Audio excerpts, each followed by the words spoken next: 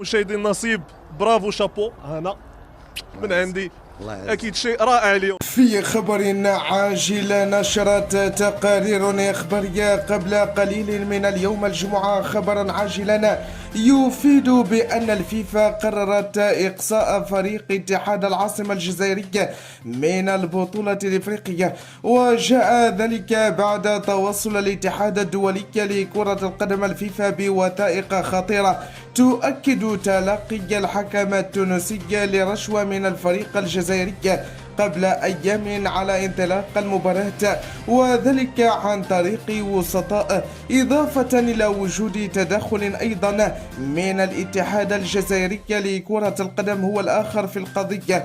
وبعد فتح تحقيق معمق، توصلت الفيفا أيضا بشكايات خطيرة أخرى من العديد من الأندية الإفريقية التي أكدت هي أيضا بأنها تعرضت للظلم التحكيمي من طرف نفس الحكم التونسي، مقدمة دلائل خطيرة وقوية. وحسب مسؤول بارز داخل الفيفا، فإن الفيفا قررت إقصاء اتحاد العاصمة الجزائرية وإعلان تأهل الفتح الرباطي، إضافة إلى فرض غرامة مالية على الاتحاد الجزائري لكرة القدم، مع فرض عقوبات قاسية عليها، وإيقاف الحكم التونسي على ممارسة أي نشاط رياضي مستقبلا.